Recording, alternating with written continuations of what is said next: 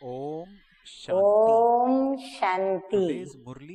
आज की तारीख है 4/9/16 और आज हम सुनेंगे मीठे मीठे स्नेह के सागर, प्यार के सागर, अव्यक्त बाप दादा की डिवाइस कोर्स की मुरली। डिवाइस कोर्स की मुरली की तारीख है 11/11/81 और आज की ज्ञान मुरली का शीर्षक है बिंदु का महत्व। डॉट लगाते हैं ना, तो बिंदु का महत्व। और मीठे मीठे स्नेह के सागर बाप दादा कहते हैं कि आज स्नेह के सागर बाप अपने स्नेही आत्माओं से मिलने आए हैं। बाप के स्नेह में दूर दूर से भागते हुए मिलन स्थान पर पहुंच गए। बाप दादा ऐसी स्नेही आत्माओं को स्नेह का रिटर्न और सहयोग सदा देते हैं। अब भी दे रहे हैं और देते रहेंगे। हाँ, बाबा सदैव कहते हैं स्नेह से स्नेह होता है, मिठड़ा गुर तो गुरा। माना हम अगर स्नेह देते हैं, प्यार देते हैं या मान देते हैं तो देने से हमें स्वतः ही मिलता है। और दूसरी बात, स्नेह से सहयोग भी स्वतः ही मिलता है। तो मीठे मीठे बाप दादा भी, जो भी बाबा के बच्चे जो दूर से आए हैं, नजदीक भी हैं, समीप हैं, सभी को स्नेह का रिटर्न क्या दे रहे हैं? एक तो स्नेह दे रहे हैं, दूसरा स्नेह में सहयोग दे रहे हैं। तो क्या सहयोग दिया कि मीठे मीठे बाप दादा स्वयं अपने स्नेही बच्चों से मंगल मिलन मनाने के लिए साकार में पहुंचे। आगे मीठे मीठे बाप दादा कहते हैं सर्व स्थानों की स्नेही आत्माएं अब भी सूक्ष्म फरिश्तों के रूप में इस मिलन सभा में सन्मुख हैं। बाबा कहते सर्व स्थानों के बच्चे जो नहीं पहुंच पाए हैं, वो बच्चे भी फरिश्ते के रूप में बाप दादा के संग मिलन मनाने जैसे सन्मुख सभा में पहुंचे हैं। बाप दादा डबल सभा देख रहे हैं। हाँ, एक तो दूर दूर से फरिश्ते के रूप में पहुंचे हुए बच्चे और दूसरे सन्मुख बैठे हुए साकार में बच्चे। एक साकारी शरीरधारी जो इस धरनी पर बैठे हुए हैं, दूसरे आकारी रूपधारी जिन्हों को इस धरनी के स्थान की आवश्यकता नहीं। धरनी से ऊपर लाइट रूप में लाइट के आसनधारी जो थोड़े स्थान पर बहुत दिखाई दे रहे हैं। तो दोनों सभाओं को बाप दादा देख हर्षित हो रहे हैं।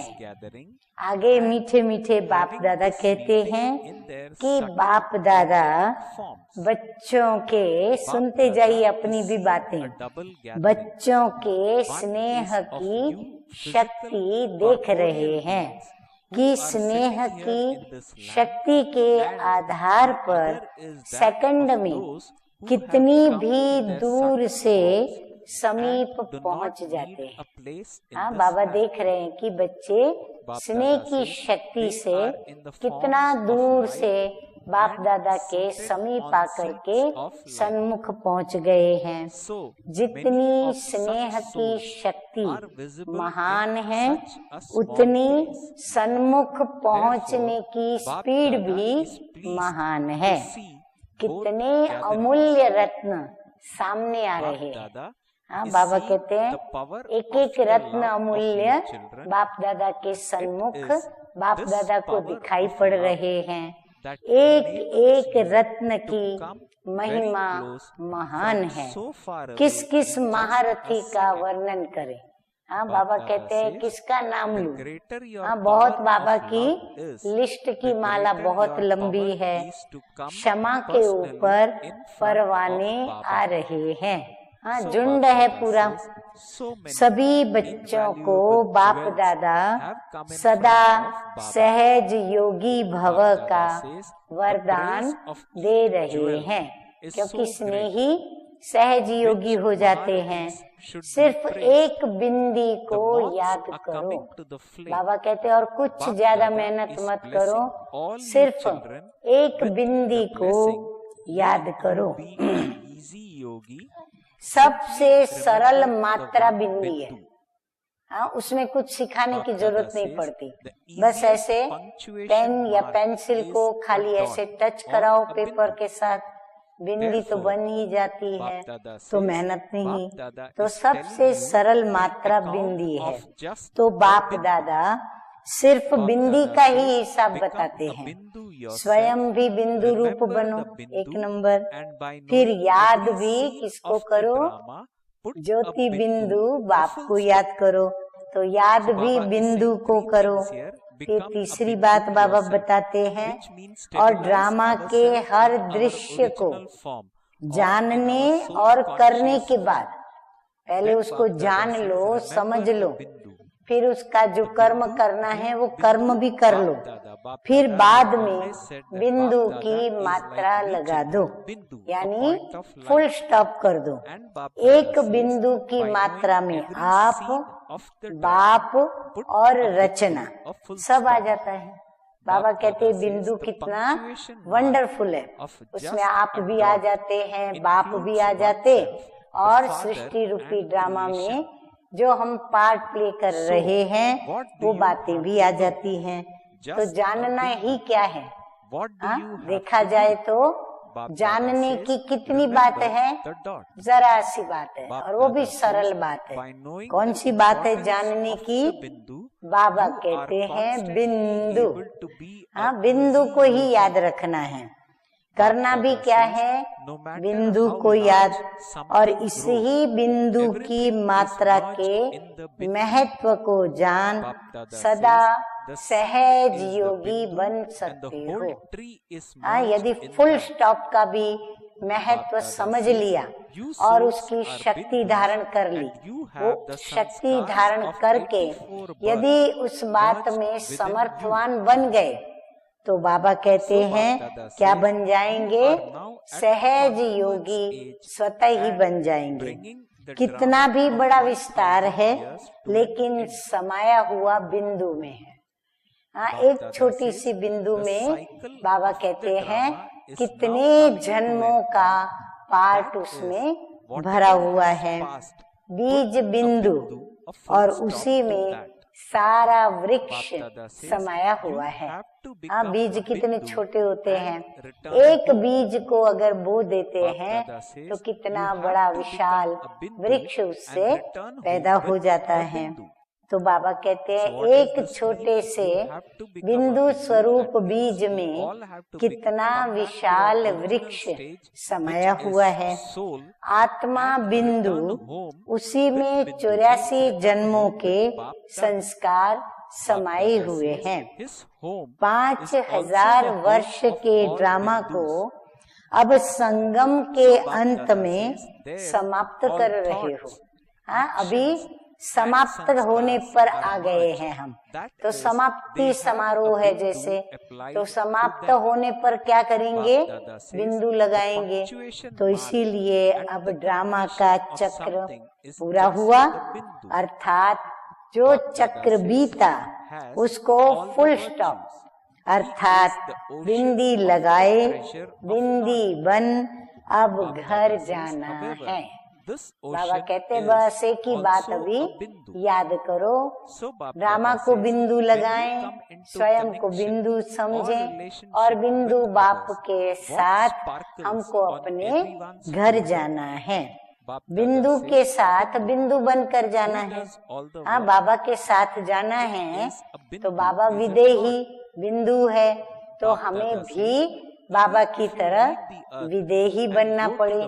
और बिंदु बनना पड़े। घर भी सर्व बिंदुओं का घर है। परम धाम जो है वहाँ सभी आत्माएं रहती, निवास करती हैं, तो घर भी बिंदुओं का घर है। संकल्प, कर्म, संस्कार सब मर्ज, अर्थात उनको बिंदी लगी हुई है। सबको बिंदु लगा हुआ है। समाप्ति की मात्रा भी है ही बिंदु। सर्व गुण, सर्व ज्ञान के खजानों के सागर, लेकिन सागर भी है बिंदु। भले सागर दिखने में बड़ा विशाल है, परंतु उसका अपना असली स्वरूप क्या है, वो भी है एक बिंदु। तो बाबा कहते हैं कि संबंध और संपर्क में आओ तो सर्व के मस्तक में क्या चमक रहा है। हाँ, बाबा कहते अगर वो दिव्य दृष्टि से देखेंगे तो सर्व के मस्तक में भाल प्रदेश पर भ्रुकुटी के बीच में कौन चमकता हुआ दिखाई पड़ेगा। बाबा कहते हैं बिंदु। इसीलिए वृत्ति में बिंदु, दृष्टि में बिंदु और कर्म करते भी बिंदु स्वरूप की स्थिति में बिंदु रूप बाप को याद करते हुए और बिंदु का स्टॉप जहाँ आवश्यकता है वहाँ लगाते हुए हमें आगे बढ़ना है। तो सर्व कार्यकर्ता कौन है? अगर हम बिंदु हैं तो हमारे कार्यकर्ता कौन है? वो भी तो बिंदु ही है ना। बाबा कहते जो हमको मदद करते हैं वो हमारे कार्यकर्ता भी सभी क्या हैं? वो भी बिंदु है। चाहे धरनी से चंद्रमा तक पहुँचे तो भी बिंदु पहुँचा। हाँ, सब शरीरों के अंदर कौन निवास करता है? बिंदु आत्मा ही निवास करती है। चाहे आप साइलेंस की शक्ति से 3 लोकों तक पहुंचते हो तो भी कौन पहुंचता है? शरीर तो पहुंचता है, ऐसे नहीं कहेंगे ना, पहुंचती तो आत्मा है। तो बिंदु पहुंचता है। साइंस की शक्ति या साइलेंस की शक्ति या निर्माण करने की शक्ति व निर्वाण में जाने की शक्ति। बाबा कहते हैं साइंस की शक्ति चाहे साइलेंस की शक्ति, निर्माण करने की शक्ति चाहे निर्वाण में जाने की शक्ति है, तो वो भी बिंदु ना। बीज से इतना सारा वृक्ष विस्तार को पाता, लेकिन विस्तार के बाद वापस वो किस में समाता है? फिर वापस वो फल से वो बीज निकालो, फिर वही बीजों को बीज से फल निकलते हैं। बीज अर्थात बिंदु में। तो बाबा कहते हैं कि तो बिंदु क्या हुआ? अनादि अविनाशी है ही बिंदु। आप भी 3 कालों की नॉलेज, 3 लोकों की नॉलेज प्राप्त करते हो, लेकिन प्राप्त करने वाला कौन? वो तो बिंदु है। तो वो बिंदु आदि से अंत तक वैरायटी पार्ट बजाया, लेकिन पार्टधारी कौन? पार्टधारी तो आत्मा ही है। तो किसने पार्ट बजाया? बिंदु ने। तो महत्व सारा बाबा कहते हैं बिंदु का है। और बिंदु को जाना तो सब कुछ जाना। हाँ, बिंदु रूप बाप को जाना, बिंदु रूप स्व को जाना और बिंदु रूप बाप की रचना ड्रामा को जाना। तो बाबा कहते हैं कि आपने सब कुछ जान लिया, सब कुछ पाया। बिंदु रूप में स्थित हो, जो संकल्प करो, जो भावना रखो, जो बोल बोलो, जो कर्म करो, जैसे बिंदु महान है वैसे सर्व बातें महान हो जाती हैं, अर्थात स्वतः ही वो श्रेष्ठ हो जाती है। बाबा कहते हैं जब बिंदु रूप में स्थित होकर के मन से सोचते हैं या फिर दिल में भावना रखते हैं या मुख से बोलते हैं, जो भी कर्म करते हैं वो बिंदु की स्मृति में रहकर करते हैं, इसीलिए वो बिंदु महान है, तो सर्व बातों में भी वो महान हो जाते हैं। अर्थात बाबा कहते हैं स्वतः ही श्रेष्ठ हो जाते हैं। आगे मीठे मीठे बाप दादा कहते हैं कि आत्मिक एनर्जी भी बिंदु है, आंतरिक जो शक्तियां हैं ना वो भी है पॉइंट के रूप में। जो स्थापना की एनर्जी है और विनाशकारी एटॉमिक बॉम्ब की एनर्जी बिंदु है। बाबा कहते चाहे स्थापना को ले लो, चाहे विनाश की एटॉमिक जो एनर्जी है उनको ले लो, लेकिन है सभी बिंदु। विनाश भी बिंदु से होता, स्थापना भी बिंदु से होती। सृष्टि चक्र के आदि में भी बिंदु रूप से उतरते हो, अंत में भी बिंदु रूप से जाते हो। तो आदि अंत का स्वरूप क्या हुआ, पक्का कर ले सभी। हमारा आदि और अंत का स्वरूप क्या हुआ, बिंदु। कितना सहज हो गया। हाँ, कुछ हमको श्रृंगारे हुए देवी देवताओं को या भिन्न भिन्न देवी देवताओं को याद करने की आवश्यकता ही नहीं। एक बिंदु को याद करना क्या मुश्किल है। स्कूल में भी छोटे बच्चे बिंदु की मात्रा सहज लगा सकते हैं। कहाँ भी पेंसिल रख दे तो बिंदु हो जाएगी। तो इतनी सहज मात्रा याद नहीं रहती। हाँ बाबा, वो मात्रा याद दिलाकर किसकी याद दिलाना चाहते हैं, शिव पिता परमात्मा की। तो इससे सहज और क्या बता सकते हैं, इससे सहज कुछ है। बाबा कहते इससे सहज कुछ है। भक्ति में तो लंबा चौड़ा बाबा को याद करते, बुद्धि में भावना द्वारा चित्र बनाते, तब भक्ति सिद्ध होती। यहाँ तो नॉलेज द्वारा क्या सामने रखते हो, बिंदु, और वो तो साकार चित्र बनाने में लगे रहते हैं। इसी बिंदु की स्मृति के द्वारा स्वयं ही सिद्धि स्वरूप बन जाते हो। बाबा कहते हैं ये बिंदु इतना वंडरफुल है। तो क्या सहज हुआ, बुद्धि में बिंदु लगाना या आकार इमर्ज करना, दो में से क्या सहज है। इसीलिए सहज योगी बनो। तो बिंदु सहज है याद करना। तो बाबा कहते हैं, इसीलिए बाबा तुम सभी बच्चों को कहते हैं कि सहज योगी बनो। बिंदु को जानो तो सदा सहज है। तो स्नेह के रिटर्न में, तो स्नेह के रिटर्न में सहज साधन के द्वारा सहज योगी भव। स्नेह का रिटर्न बाबा दे रहे हैं और सहज साधन बतलाया। तो बाबा कहते हैं सहज योगी भव। तो ये आज का वरदान याद रखें। तो सभी सहज योगी बन गए ना। तो बाबा कहते हैं कि विस्तार में जाते हो तो मुश्किल में चले जाते हो, क्योंकि विस्तार में जाने से क्वेश्चन मार्क बहुत लग जाते हैं। हाँ, बहुत बड़ा विस्तार हो जाता है तो फिर प्रश्न पर प्रश्न उठने लगते हैं।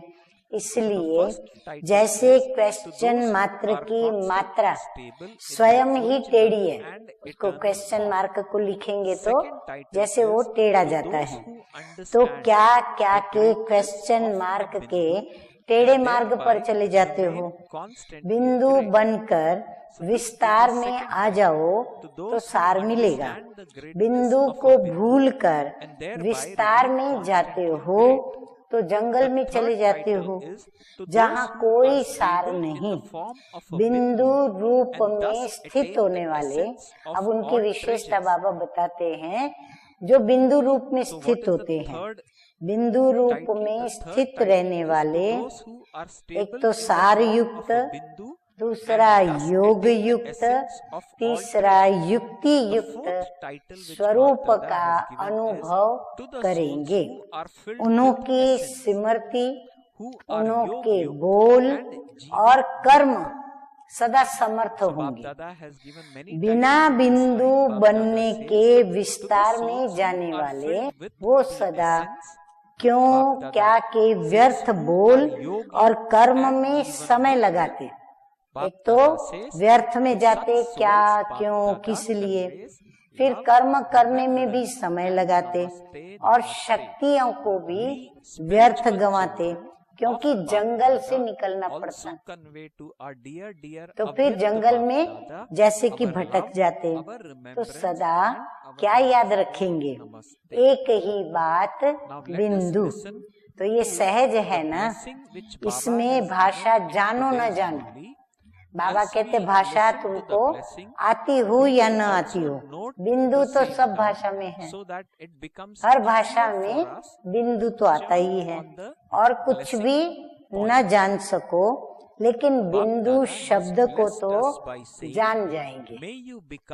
बाबा कहते और कुछ बातें वो जाने न जाने, हाँ, लेकिन बिंदु की भाषा हर कोई समझ जाएगा। आगे मीठे मीठे प्राण बाप दादा कहते हैं कि अब आपको समझ में आया कि क्या करना है। तो सभी बच्चों ने समझा, हम लोगों ने, कि हमें क्या करना है। बिंदु शब्द ही कमाल का शब्द है, जादू का शब्द है। बिंदु बनो और ऑर्डर करो तो सब तैयार है। अगर बिंदु की स्थिति में रहकर प्यार से सभी को ऑर्डर भी करेंगे ना, तो बाबा कहते वो ऑर्डर मानने को तैयार है, रेडी है। संकल्प की ताली बजाओ और सब तैयार हो जाएगा। हाँ, उनकी स्थिति इतनी पावरफुल होती है कि वो संकल्प करेंगे और यहाँ वो कर्म होगा। तो जैसे संकल्प की ताली बजी किसको बुलाने की, और कर्म तुरंत तैयार, या तो कर्म करने वाले सब तैयार हो जाते।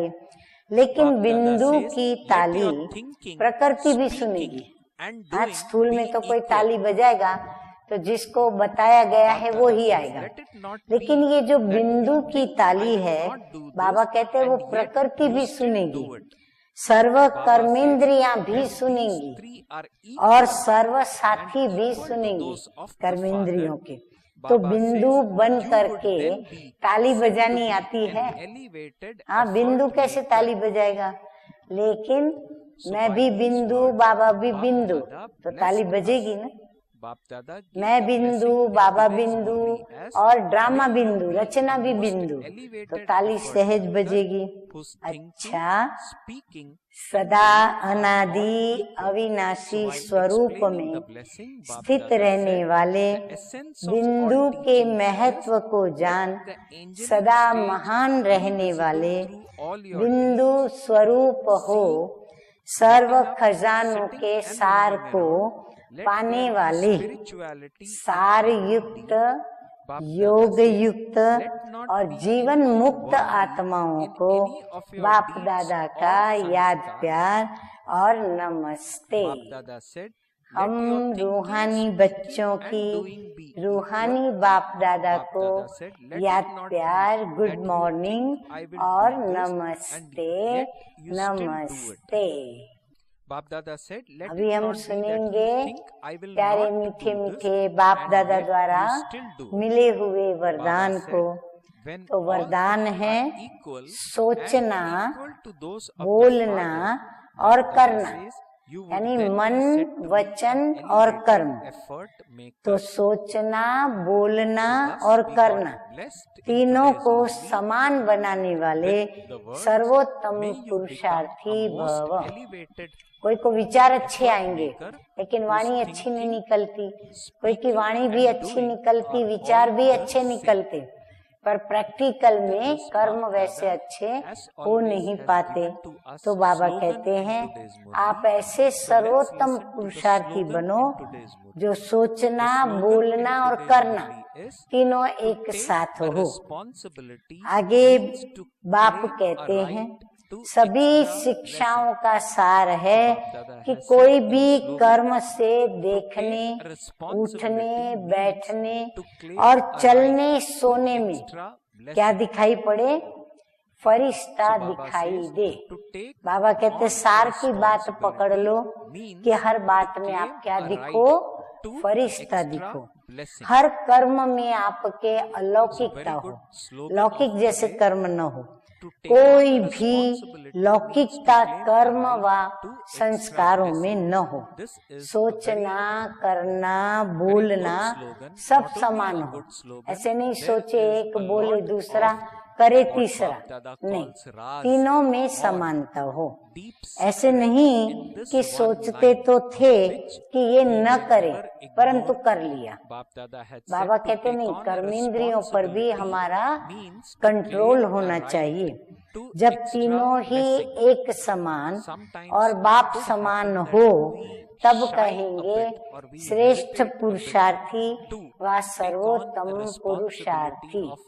बाबा रिजल्ट देख करके बताते हैं कि कब तुम बच्चों को मैं रिजल्ट में सर्टिफिकेट दूंगा, जब ये तीनों ही बातें आपकी एक समान हो और बाप के समान हो, तब कहेंगे आप श्रेष्ठ पुरुषार्थी हो। स्लोगन है जिम्मेवारी उठाना अर्थात एक्स्ट्रा दुआओं का अधिकारी बनना। हाँ, कई होते हैं वो जिम्मेवारी को बड़े प्यार से उठाते हैं, सामने से जिम्मेवारी लेते हैं, क्योंकि उनको जो उससे खुशी का, उत्साह का, उमंग का और दुआओं का जो अनुभव होता है वो उन्हें उत्सुक करता है कि मैं यही जिम्मेवारी उठाने का ही श्रेष्ठ कर्म करूं। तो बाबा कहते हैं जिम्मेवारी उठाना अर्थात एक्स्ट्रा दुआओं का अधिकारी बनना, उसको स्वतः ही सबकी दुआएं प्राप्त होंगी। अच्छा, ओम शांति।